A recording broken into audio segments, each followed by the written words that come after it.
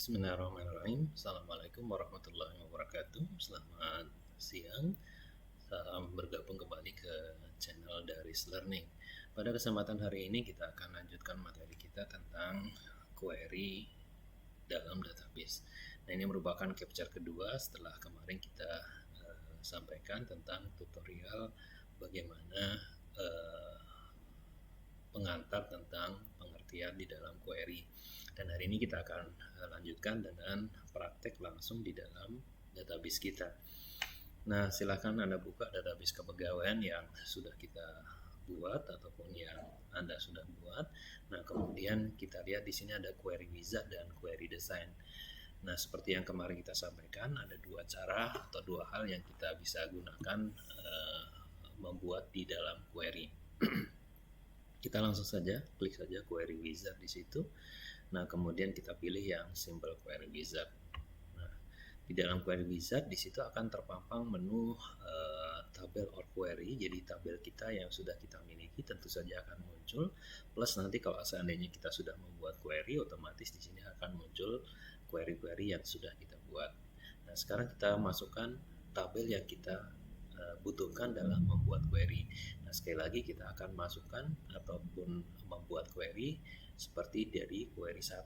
Jadi data alamat pegawai. Dan di situ terdiri dari tabel pribadi dan tabel kabupaten. Oke, kita masukkan tabel pribadi dulu. Nah, di sini ada available field-nya. Nah, di sini ada NIP kita masukkan, ada nama, kemudian alamat. Nah, kemudian berikutnya di sini ada tabel kabupaten, berarti kita masukkan tabel or query-nya, di sini ada tabel kabupaten. Nah, kita masukkan nama kap di situ. Oke, cukup itu saja sesuai dengan query test di dalam query pertama ini.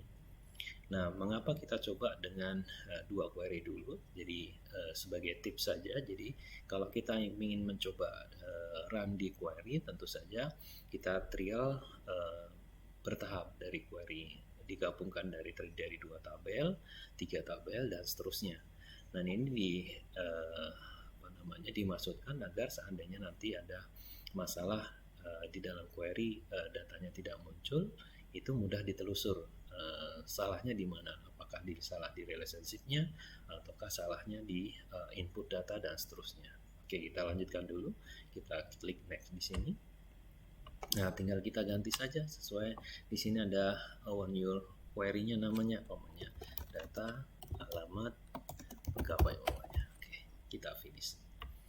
Oke, datanya udah keluar nih. Nah, tentu saja data ini harus sesuai dengan data pokok yang kita inputkan. Contohnya kalau datanya 20, tentu saja keluarnya harus 20, tidak boleh lebih dan tidak boleh kurang.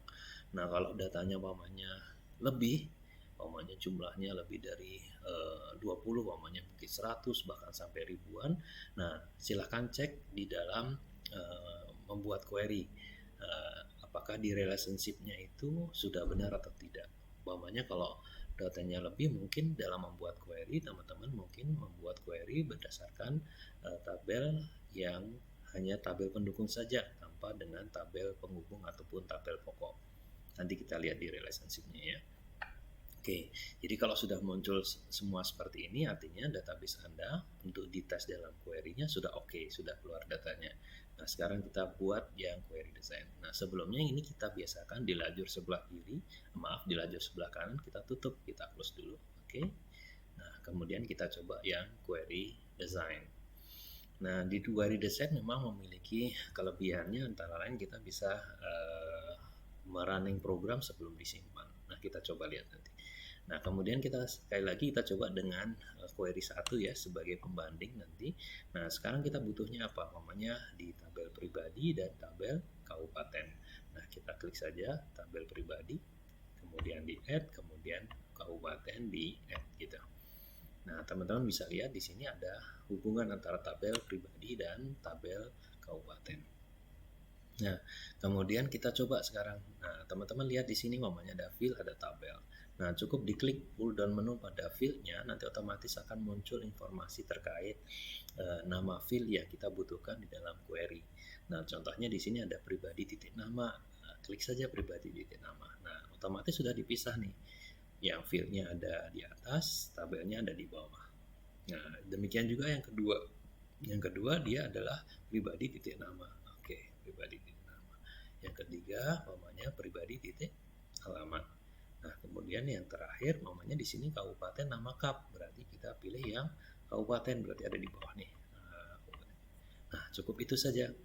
Nah, kebetulan yang di desain view atau desain query design ini dia bisa ada fasilitas run di sini. Nah, run ini fungsinya adalah kita bisa menjalankan program sebelum kita simpan. Kita contoh run ya. Oke, datanya udah keluar, berarti udah nyaman nih berarti ya. Nah, artinya apa? Kalau datanya sudah di run, datanya sudah keluar sesuai dengan jumlah tabel data input yang kita inputkan di data pokok di kita, otomatis data itu sudah oke.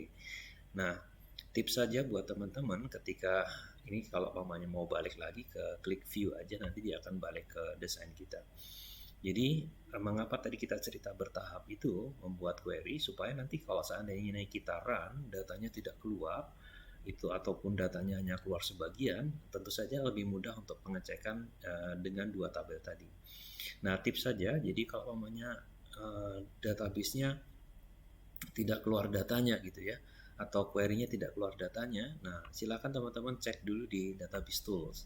Kemudian ada relationship-nya. Nah, kemarin kita udah belajar bagaimana membuat relasi ya, antara lain kaidah-kaidah kemarin adalah membuat relasi harus ada kesamaan isinya, kemudian kesamaan field-nya, ada n-1 dan sebagainya. Nah, kemudian Anda lihat di sini cek betul mamanya di sini hubungannya mamanya TPT lahir dengan KDKAP. Nah, kalau datanya relasinya udah oke, udah sesuai dengan yang kita desainkan, udah oke gitu. Nah, kalau ada salah nanti harus dihapus kemudian diubah lagi relasinya. Tapi kalau udah oke, berarti ada masalah lagi nih. Cek lagi di dalam desain tabelnya kemudian input tabelnya. Jangan-jangan kita lupa mengisikan di KDKAP, itu bisa jadi. Jadi yang di tabel pribadi sudah diisi semuanya, tetapi di kabupaten itu belum diisikan. Nah, artinya nanti kalau belum diisikan ya datanya tidak akan keluar gitu. Nah, kemudian kalau tip lagi, kalau mungkin datanya keluarnya hanya sebagian gitu. Mungkin hanya dari 20 keluarnya cuma 15 atau keluarnya cuma 10. Berarti itu kemungkinan besar adalah kesalahan input, namanya input yang nomor 5 lupa nggak diisi atau namanya yang nomor 4 juga lupa diisi dan seterusnya. Nah, itu harus dicek kembali. Nah, kalau sudah oke, kemudian kita bisa running. Kalau sebenarnya bisa di refresh, kalau tidak nanti bisa dibikin query kembali. Nah, itu tips saja ketika kita membuat query tadi ya. Harus pasti betul input datanya sudah oke, kemudian relasinya sudah oke, kemudian dites di dalam query. Nah, kalau ini sudah muncul di daerah running tadi, sudah oke, berarti sudah siap untuk disimpan. Tinggal di close boleh, atau di save juga boleh, nanti tinggal di yes gitu. Nah, tinggal disimpan namanya data, alamat, pegawai, kalau tadi sudah ada satu ya sekarang ada dua gitulah. Nah, nama query-nya tidak boleh tidak boleh sama gitu ya. Kemudian oke. Nah, demikian cara untuk membuat query di dalam database. Semoga bermanfaat, semoga sehat selalu. Assalamualaikum warahmatullahi wabarakatuh.